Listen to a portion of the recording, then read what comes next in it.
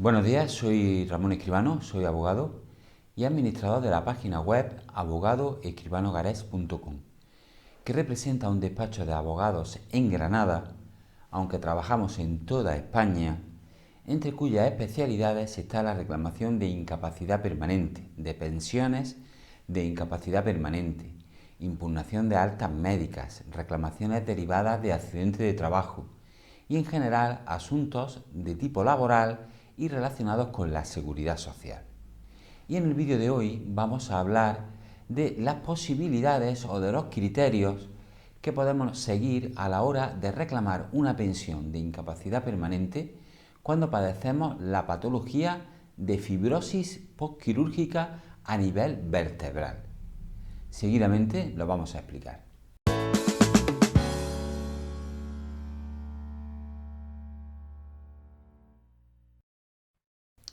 Como hemos dicho en la introducción del vídeo, represento a un despacho de abogados con sede física en Granada, aunque trabajamos en toda España, entre cuyas especialidades está de manera fundamental la reclamación de pensiones de incapacidad permanente y todo lo que está derivado en torno a este tipo de reclamaciones, como por ejemplo altas médicas, indemnizaciones de accidentes de trabajo y en general asuntos de tipo laboral y de seguridad social. Queremos, antes de entrar en materia, antes de explicar los criterios para pedir una incapacidad permanente por fibrosis postquirúrgica, queremos poner de manifiesto cómo en nuestro despacho la primera consulta a través de nuestro correo electrónico, cuya dirección aparece en este vídeo, es gratis. Ustedes pueden preguntarnos cualquier duda que tengan o incluso plantearnos si en su caso podríamos o no reclamar una pensión de incapacidad permanente a través de nuestro correo electrónico. Nosotros, en el momento que recibamos la información, el correo, estudiaremos su caso y le informaremos a la mayor brevedad posible. Si tienen cualquier duda, pueden llamar al teléfono que también aparece en este vídeo y le explicaremos cómo puede acceder a estos servicios gratuitos de nuestro despacho. Dicho esto, queremos entrar ya en materia. Queremos hablar de la fibrosis postquirúrgica, pero especialmente nos interesa la fibrosis postquirúrgica a nivel vertebral, es decir, la que se produce o bien a nivel cervical, dorsal o en su caso lumbar, en la zona lumbar. Bien, antes, lógicamente, tenemos que explicar brevemente a qué nos referimos cuando hablamos de fibrosis postquirúrgica.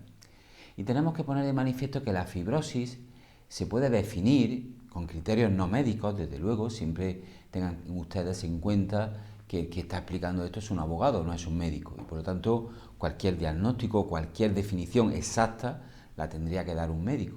Pero para poder introducir el vídeo, al menos tenemos que saber que la fibrosis postquirúrgica es un proceso anómalo de cicatrización. Cuando se realiza una intervención quirúrgica se produce una herida que esa herida tiene que cicatrizar.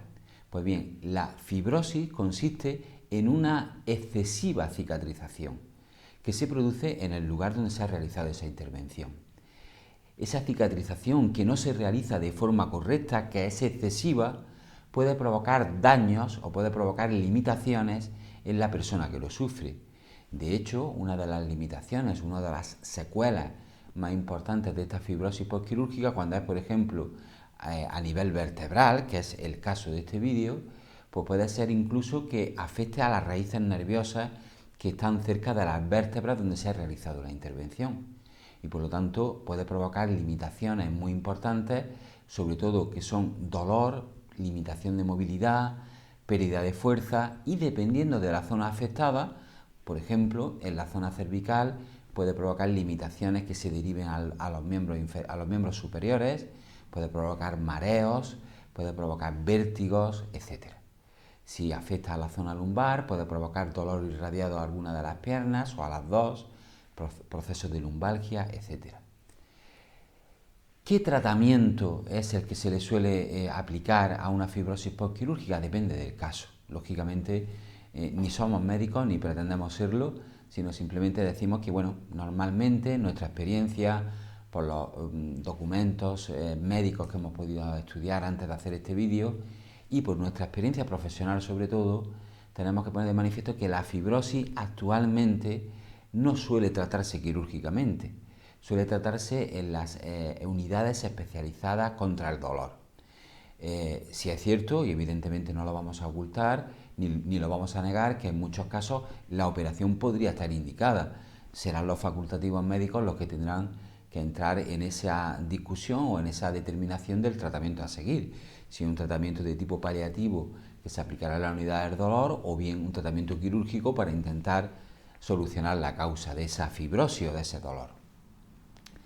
Incluso en los casos graves, donde se deriva al interesado la unidad del dolor, pues los tratamientos van a depender del grado de intensidad del dolor y de la propia limitación que tenga el paciente. Podrán ser necesarios o no infiltraciones, tratamientos opiáceos, dependiendo, insistimos, de cada persona y de cada situación y de cada fibrosis en particular. Bien. Ya al menos sabemos de qué estamos hablando, es decir, sabemos que una fibrosis postquirúrgica se produce con un exceso o una anómala cicatrización tras una intervención quirúrgica a nivel vertebral, bien de columna cervical, dorsal o lumbar, y que suele provocar sobre todo dolor, limitación de movimiento, pérdida de fuerzas, etc. Pues bien, ¿podríamos solicitar una incapacidad permanente absoluta si tenemos esta patología? Lo primero que tenemos que saber es que la incapacidad permanente absoluta, se refiere a aquella patología que impide al trabajador realizar cualquier actividad o oficio.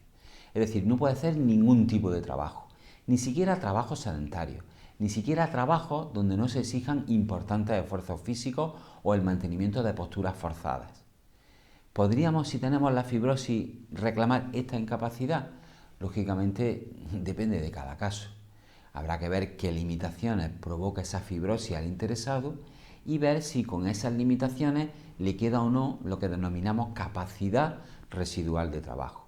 Si no le queda, si no puede realizar ninguna actividad, ni siquiera aquellas que son livianas o sedentarias, pues podríamos reclamar una absoluta. Tenemos que mencionar que en muchos casos, por desgracia, esta fibrosis puede provocar en los interesados, en algunos casos, no siempre, pero puede provocar dolor crónico, es decir, dolor que ni siquiera con el tratamiento se puede paliar, lo que llamamos un dolor no controlado. Pues bien, cuando una persona sufre un dolor no controlado, que no es capaz ni siquiera los servicios médicos especializados contra el dolor de controlarlo, y además es limitante, en esos casos podríamos estudiar claramente la posibilidad de solicitar una incapacidad permanente absoluta. ¿Podríamos solicitar una incapacidad permanente total para nuestro trabajo habitual? Pues en este caso tenemos que decir lo mismo que hemos dicho antes. Es decir, primero hay que analizar el caso, qué limitaciones provoca el interesado. Pero en este caso en particular de la incapacidad permanente total, además tenemos que analizar el puesto de trabajo del interesado. La incapacidad permanente total se refiere a que no podemos realizar el trabajo que es habitual nuestro. No podemos realizar las actividades fundamentales o todas de nuestro trabajo habitual. Por lo tanto, y sí podríamos realizar otro trabajo donde no se vean implicados los requerimientos físicos que normalmente se exigen en nuestra actividad. Pues por lo tanto, en este caso tenemos que ver, por un lado, las limitaciones que nos provoca la fibrosis y analizar los requerimientos físicos que se ven involucrados en nuestro trabajo.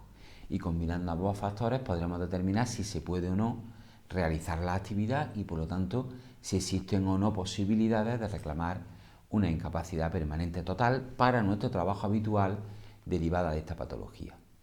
Queremos terminar el vídeo haciéndolo como siempre lo hacemos, poniendo de manifiesto, como hemos dicho al principio, que en nuestro despacho la primera consulta por correo electrónico es totalmente gratuita. Por lo tanto, no desaprovechen esta oportunidad, que no siempre va a estar vigente, y consúltenos su caso sin ningún tipo de compromiso.